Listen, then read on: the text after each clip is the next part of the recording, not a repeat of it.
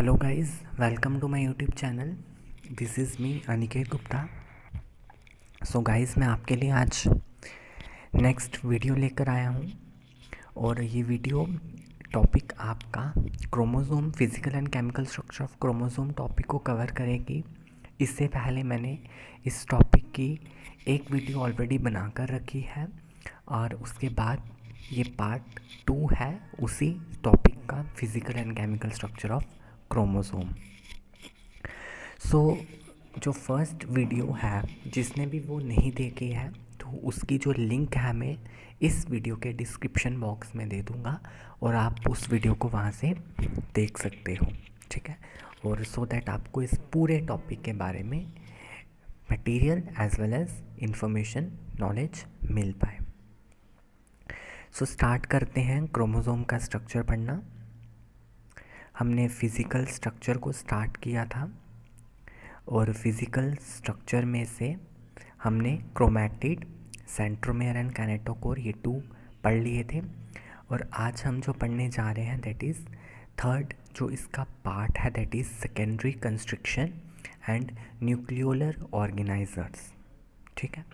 तो स्टार्ट करते हैं। लेकिन अगर आपने अभी तक मेरे चैनल को सब्सक्राइब नहीं किया है तो कर लीजिए और बेल आइकन को क्लिक करना मत भूलिएगा। जो भी वीडियो मैं डालूँगा उसके सबसे पहले नोटिफिकेशन आपको आ जाएगा और आप उसको देख सकते हो और जो भी मटेरियल आप लेना चाहते हो वो यहाँ से ले सकते हो। स्टार्ट करते हैं। सेकेंडरी कंस्ट्रक्शन और न्यूक्लियोलर ऑर्गेनाइजर्स। अब होता क्या है, जो हमारा क्रोमोसोम होता है, क्रोमोसोम के अंदर एक सेंट्रोमेयर होता है, हमें पता है, ठीक है। और उसके बाद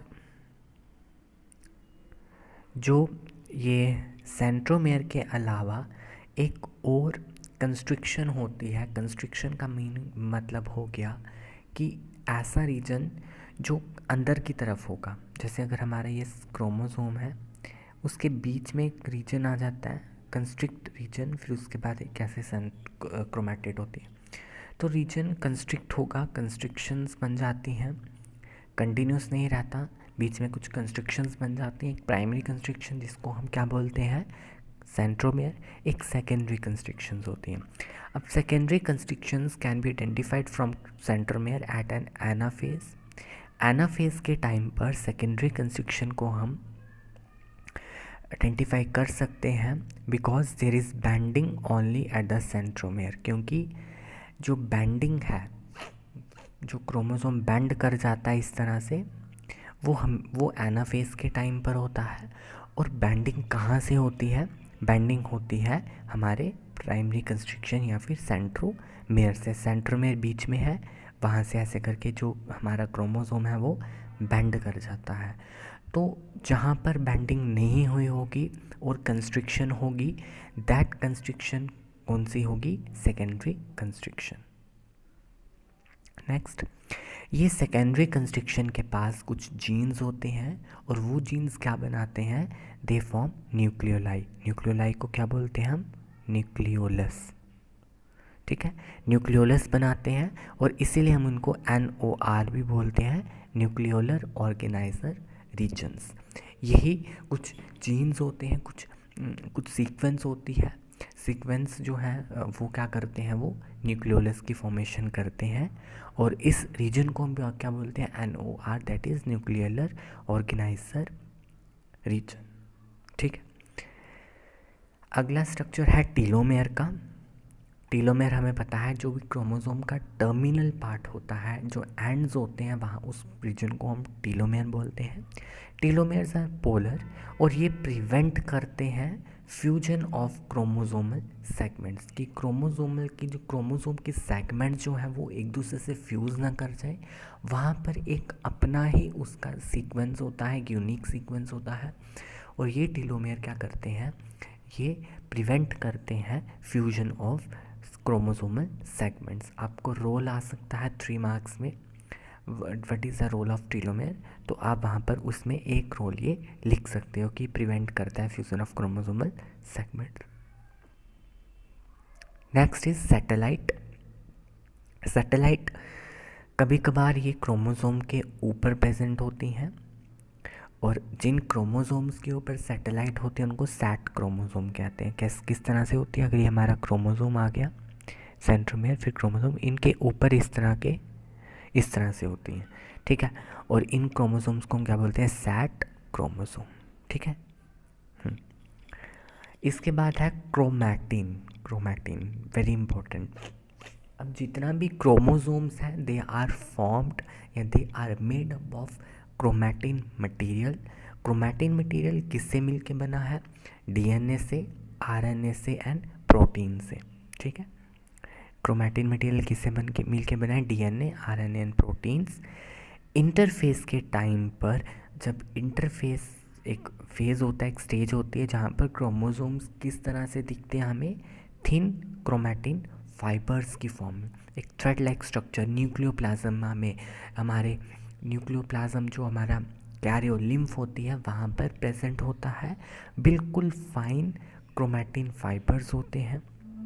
सेल डिवीज़न के टाइम पर इनकी कंडेंसेशन होती है, कंडेंस करके वाटर मॉलिक्यूल्स को लूज़ करके इतने ज़्यादा कंडेंस हो जाते हैं and they become rod like, जो रॉड लाइक हो जाते हैं, और उनको हम क्या बोलते हैं, क्रोमोसोम्स बोलते हैं।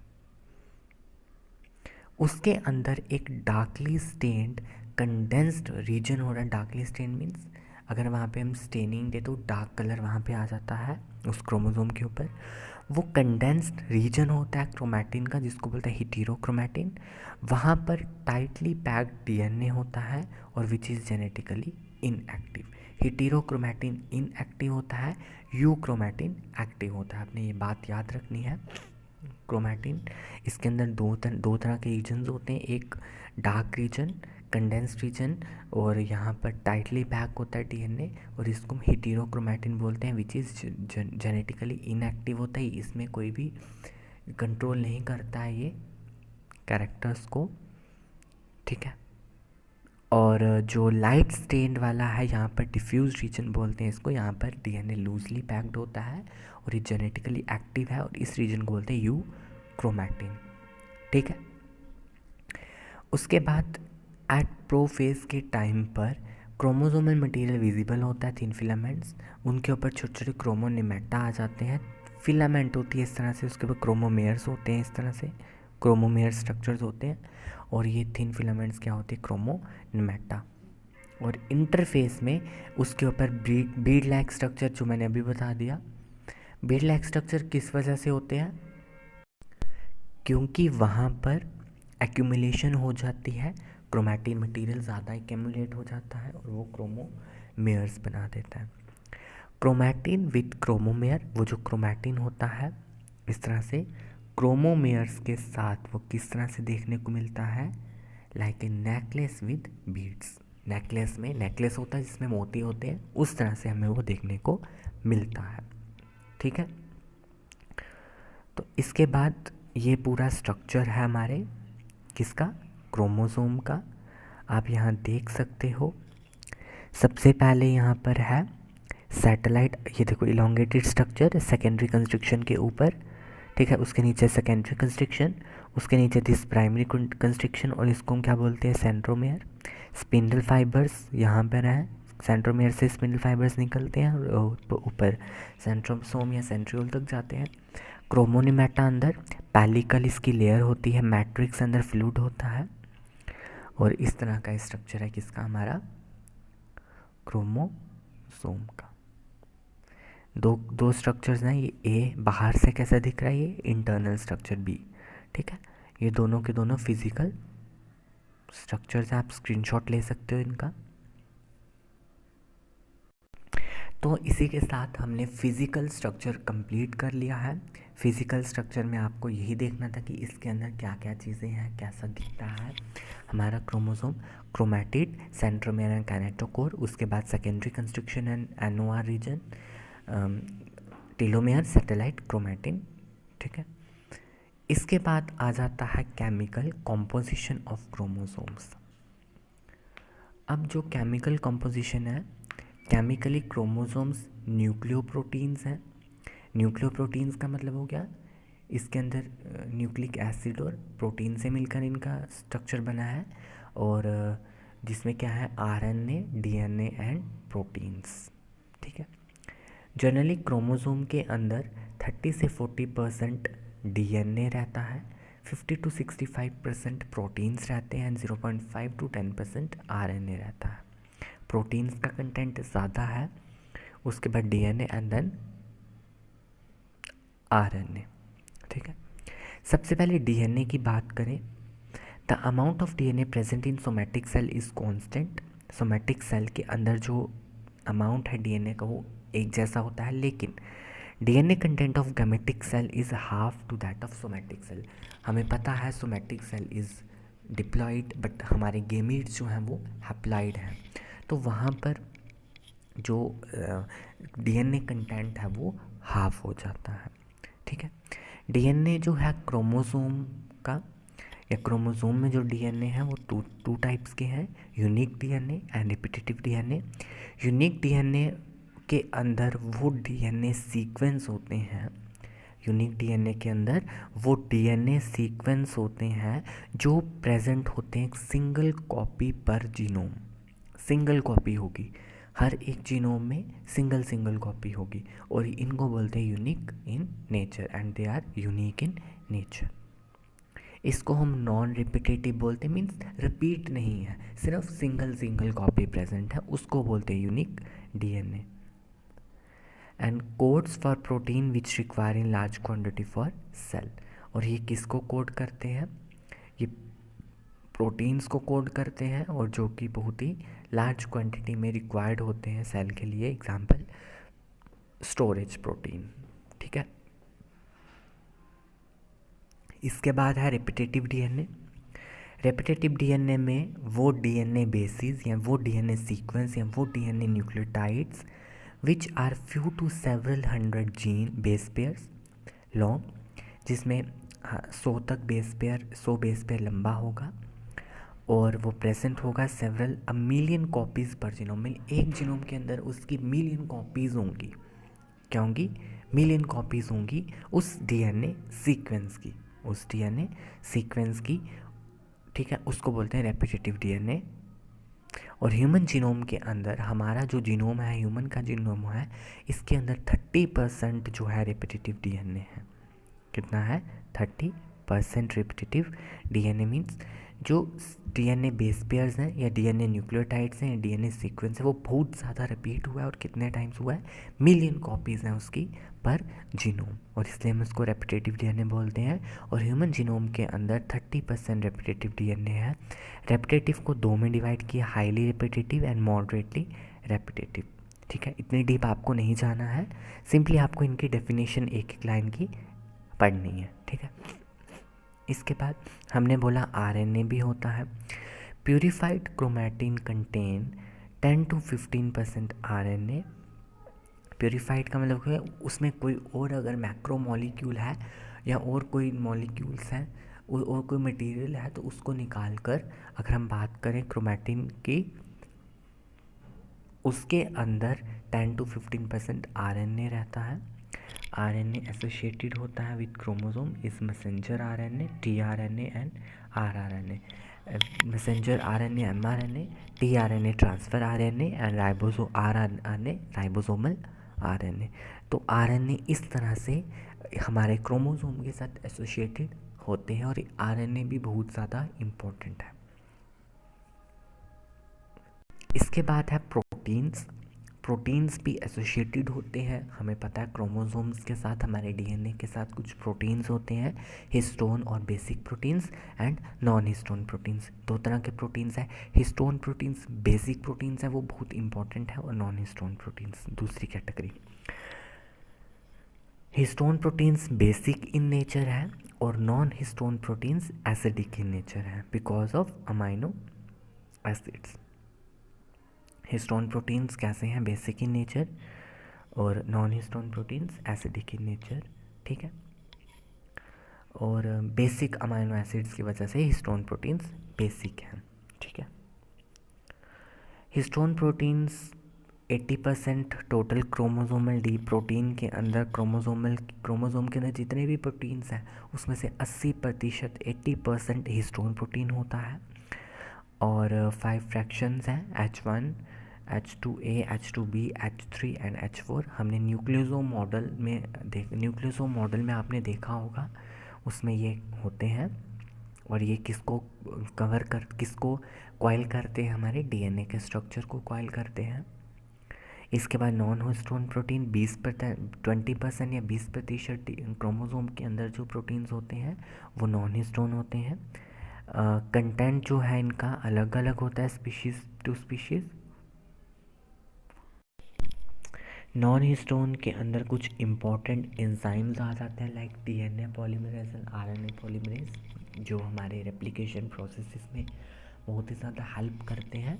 और वो किस कैटेगरी के अंदर आते हैं, दे आर अंडर हमारे नॉन हिस्टोन प्रोटीन की कैटेगरी के अंदर आते हैं।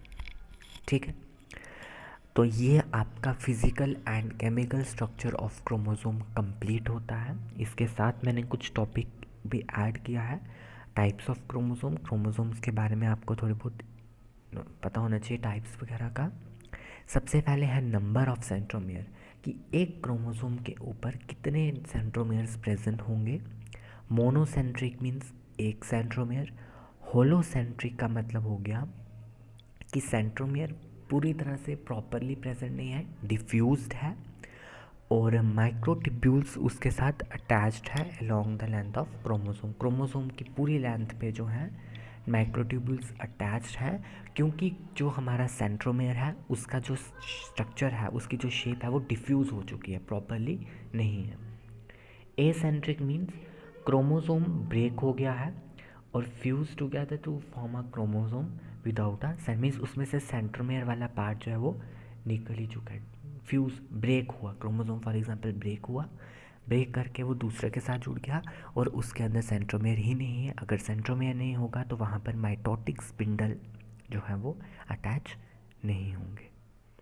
डायसेंट्रिक मीन्स दो सेंट्रोमियर जब क्रोमोसोमल एब्रेशन हो जाती है, क्रोमोसोम में कभी टूट गया, जुड़ गया किसी और के साथ, डिलीशन या डुप्लीकेशन हो गया, तो वहाँ पर जो है क्रोमोसोम ब्रेक कर जाता है और फ्यूज़ कर जाता है टू सेंट्रोमियर्स के साथ, और वो अनस्टेबल होता है क्योंकि as two centromeres tend to migrate to opposite poles resulting in fragmentation, क्योंकि सेंट्रोमियर्स को क्या करना होता है, पोल्स की तरफ जाना होता है, और उस वजह से वो अगर वहाँ पर 2 सेंट्रोमियर होंगे तो क्रोमोसोम टूट जाएगा। ठीक है, तो यहाँ पर डायसेंट्रिक में 2 सेंट्रोमियर आए। इसके बाद सेंट्रोमियर कहाँ कहाँ पर प्रेजेंट होगा उस बेसिस पे है। तो सबसे पहले